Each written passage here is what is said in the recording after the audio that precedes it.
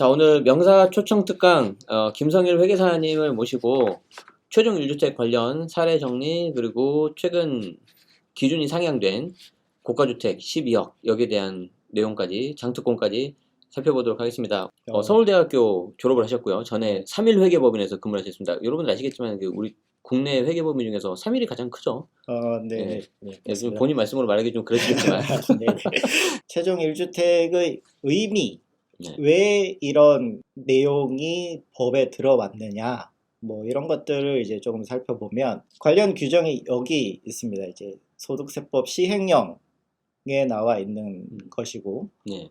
1항에 따른 보유기간의 계산은 법에 따른다. 여기까지만 있었어요, 원래. 그렇죠. 네네. 그래서 이 1항에 따른 보유기간의 계산이라는 의미가 1세대 1주택을 만족을 하는 경우에 네. 보유기간 2년이 되면 네. 비과세를 해줄 수 있다. 네.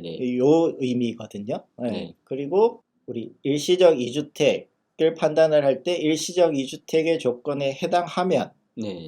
이때 종전의 주택을 팔면 매도를 하면 1주택으로 보아서 이 보유기간의 계산을 한다. 이렇게 됐죠. 네.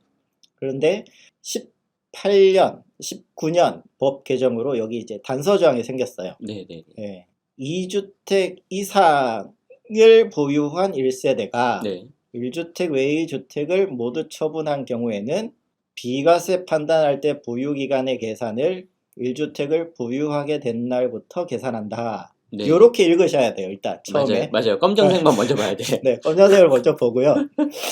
이 2주택 이상도 어떻게 되는지를 설명을 하는데, 자, 우리 여기도 이제 국어가 나오죠. 이제 이상이면 2가 포함이거든요. 그렇죠. 네. 자, 근데 우리가 알고 있는 이 155조의 규정이 뭐냐 하면 주택과 주택을 보유하고 있을 때 1주택으로 볼 수 있는 사례들 정리해서 설명을 드릴 거고요. 155조의 2는 사실 저는 안 보는 규정이에요. 거의 안 보죠, 저거. 네. 뭐 장기 차익금 뭐 그런 건데. 그리고 156조의 2가 이제 우리 조금 고급 가정. 네. 주택과 입주권을 가지고 있는 상태에서 주택을 매도할 때 1주택으로 볼 수 있는 규정이고, 156조의 3은 주택과 분양권을 가지고 있을 때 주택을 1주택으로 취급하는 규정들이에요. 이 규정에 따라서 일시적 2주택에 해당하면 해당 2주택은 제외한다 이렇게 돼 있어요. 그러면 A, 종전주택 A와 신규주택 B가 있을 때 종전주택을 일시적 2주택으로 매도를 하면 여기 빨간 글씨 때문에 예외가 된다 이거예요. 일시적으로 2주택에 해당하는 해당 2주택은 제외하되, 여기서 한번 또 다시 끊어야 돼요. 자, 여기서 제외한다는 의미가 그러면 이제 추가로 계산을 안 한다는 거죠. 그렇죠. 예외 규정이니까. 그러니까 우리한테 좋은 거예요, 좋은 거. 좋은 거. 국어를 잘해야 돼요. 자, 근데 2주택 이상을 보유한 1세대가 1주택 외의 주택을 모두 처분한 후 신규 주택을 취득하여 일시적 2주택이 된 경우는 제외하지 않는다 이렇게 돼 있어요. 이게 어떤 의미냐 하면 일시적 2주택의 조건을 여기서 규정을 하고 있는데, 가장 중요한 조건이 이제 종전주택을 취득하고 1년이 지나서 신규 주택을 취득을 해야 된단 말이에요.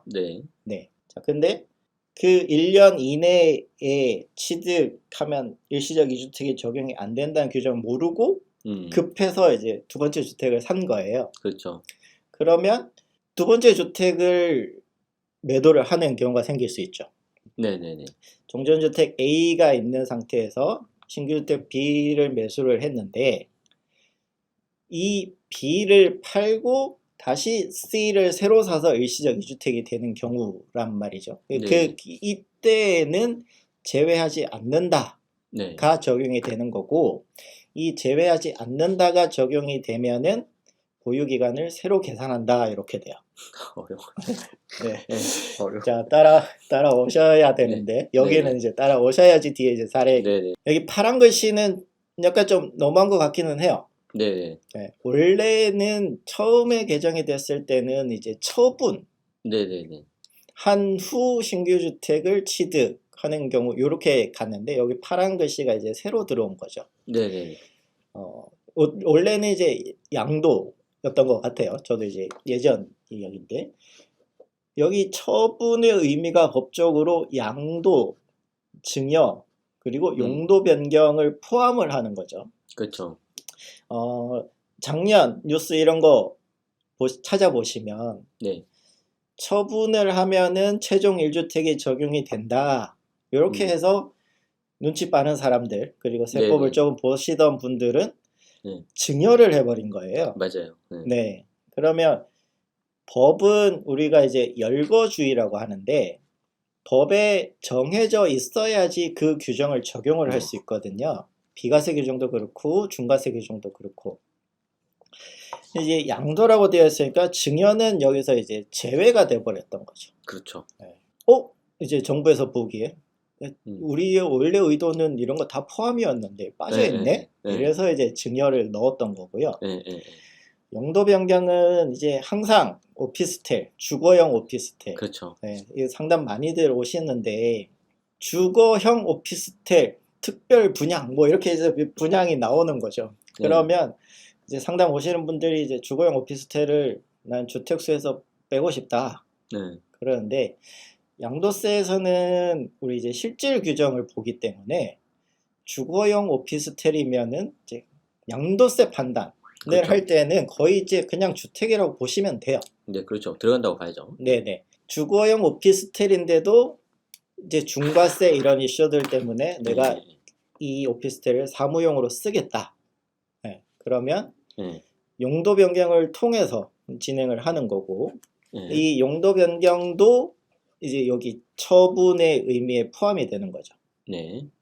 이런 행위들을 포함을 해서 남아있는 주택이 내가 매도를 해야 되는 하나의 주택만 만들어지는 경우에는 그때부터 보유기간 2년을 새로 계산을 해야 이 매도주택이 비과세가 된다는 이야기예요. 그렇죠.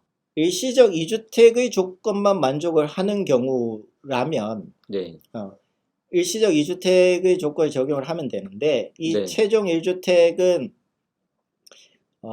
다주택자 3주택 이상에서 하나를 팔고 남은 주택에 대해서 적용을 하는 규정이 되니까 일단 이제 죄송해요. 요 규정은 이제 정확하게 알고 계신 상태에서 조건이 하나 더 추가되었다고 보시면 돼요. 그렇죠. 처음부터 일시적 2주택만 하시는 분들은 사실 최종 1주택 이슈가 해당 사항이 없는 거고요. 이 말은 계속해서 연속된 일시적 2주택 비과세는 괜찮다라는 걸로 이해해도 될까요? 여기 이 부분도 그것도 있습니까? 갑설을설이 있어요. 그러면 그건 나중에 말씀하시죠. 나중에 한번 갔고요. 자, 이제 첫 번째 조건은 이게 이제 거의 공식이었죠. 이제 1, 2, 3인데 이제 저는 이제 순서를 이제 이렇게 쓰기는 하는데 종전주택이 있는 상태에서 신규 주택을 1년 이후 매수를 해야 돼요. 이 날짜도 365일 뭐 이렇게 하지 마시고 좀 여유 있게 하세요. 적어도 한 370일 정도. 극단으로 가시는 분들이 많아요. 가끔 가다가 그러신 분 계시나 봐요. 네네 있어요. 그리고 나는 10월 11일이라고 알고 와서 상담을 했는데 가서 서류를 보니까 10월 9일인 거예요. 그런 케이스가 실제로 있었거든요. 자, 그리고 일시적 2주택이 있기 때문에 반드시 종전주택을 먼저 매도를 해야 되고요. 그렇죠.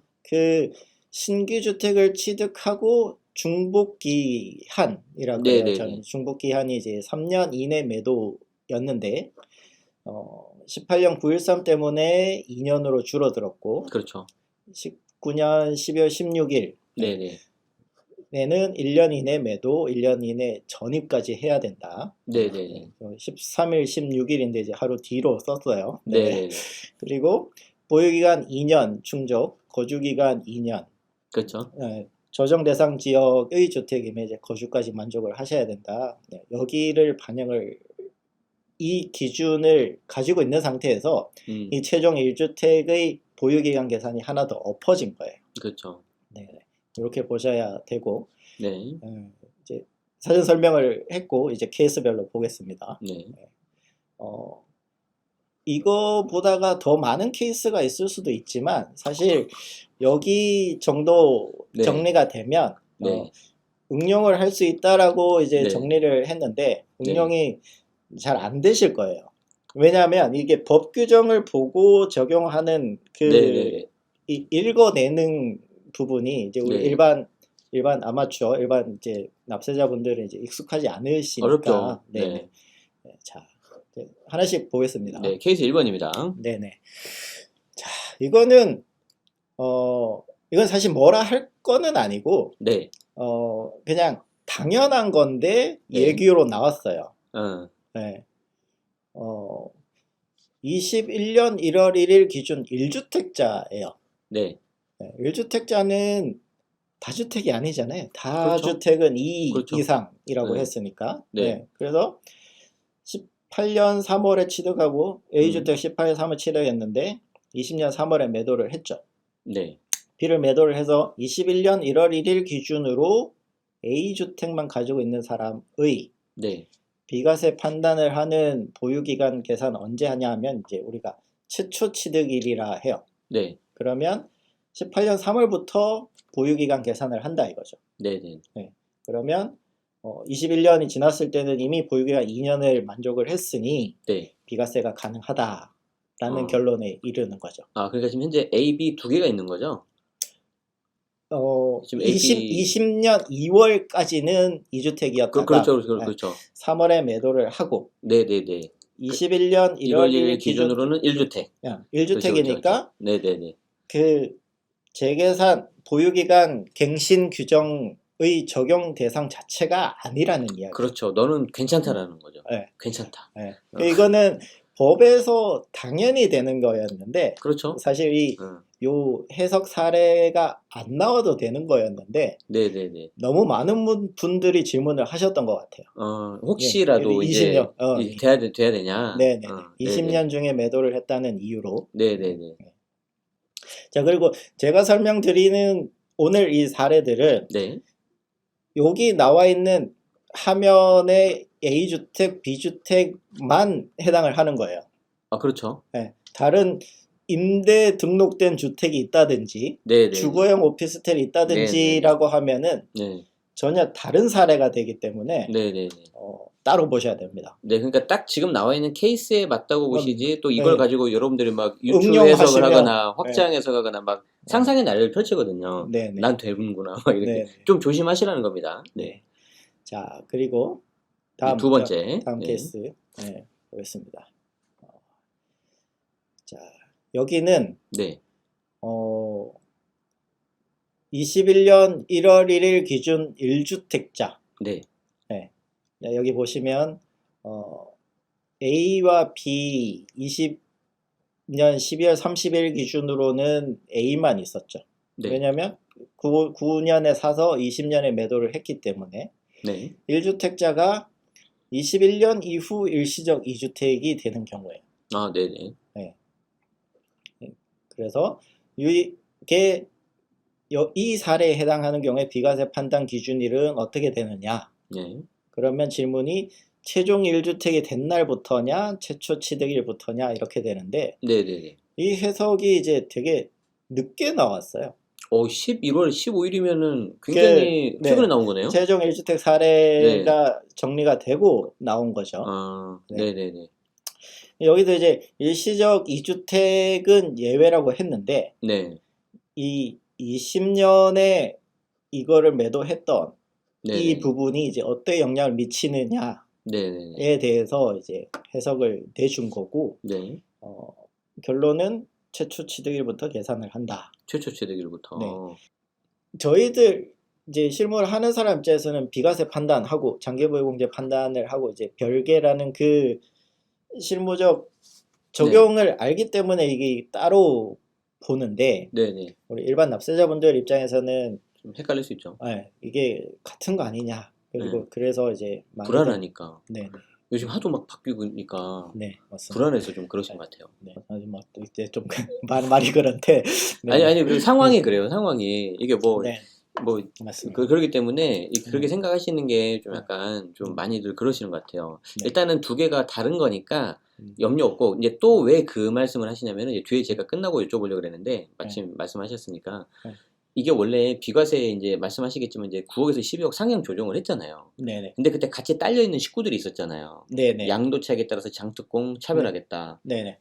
장특공도 최종 1주택 적용하겠다. 네. 가지고 여당에서 네. 원인 원아웃 하나 빼고 하나 하고 막 어. 협상하고 뭐 그럴 것 같았거든요. 네네. 근데 갑자기 없애버리고 통과시켜버렸단 말이에요. 네네. 자, 혹시 개인적인 의견을 여쭤보는데 네. 그 나머지 두 개 장특공 관련된 거 네. 혹시 뭐 다시 살아날 것 같습니까? 그 장특공도 이슈 네. 그 개정을 하겠다는 부분이 두 가지였어요. 네. 그렇죠. 네. 이 비과세 판단을 할 때 최종 1주택처럼 네. 장기 보유 공제도 최종 1주택이 된 날부터 적용을 하겠다가 네. 있었고, 네. 또 이제 기사들을 살펴보시면 양도 차익 금액에 따라서 장기 보유 비율을 달리 적용을 하겠다. 뭐 네. 여기에 있었어요. 네. 근데 이제 우리 회의록, 국회 회의록은 이제 다 공개가 되니까 이제 찾아서 보시면 네. 장기 보유 공제 기간을 새로 계산하는 거는 밀어붙이면은 네. 이제 그 마지막 규제 끝까지 가는 거죠. 그러면 이제 통과될 위험성도 있는 것 같고. 네. 네. 그 이제 개인적인 의견이겠지. 장기 보유 공제율을 개정을 하는 것은 네. 그 이제 기사도 났습니다만 이제 세법의 기본 원칙이 이제 우리가 이제 과세 대상은 넓게, 그리고 네. 이제 세원은 이제 세율을 낮춰서 이제 하는데, 계산 자체가 케이스로 정리하기가 이제 너무 힘든 거죠. 네. 네. 그래서 이제 그 부분은 지금 상황은 이제 대안 반영으로 이제 폐기되고 이렇게 정리가 됐습니다만은, 그 부분은 이제 다시 들어오기는 조금 어렵지 않을까. 네. 네. 많은 분들이 그 말씀을 듣고 싶었을 겁니다. 네. 네. 네. 맞습니다. 네. 네. 자, 오늘 명사 초청 특강 복습 열심히 하시고요. 저희가 대신 그 자료가 제공되진 않습니다. 그래서 화면상에 있는 거 좀 보시고 항상 최종 의사결정 하실 때는 바뀐 세법이 적용될 수 있습니다. 그래서 오늘 내용을 좀 보고 참고 정도만 해두시기 바라고, 본인 케이스는 꼭 세무대리인 통해서 확인 받으시면 좋겠습니다. 자, 오늘 여기서 마치도록 하겠습니다. 회계사님, 오늘도 네네. 고맙습니다. 네, 인사하고 감사합니다. 마무리하겠습니다. 네. 고맙습니다. 네.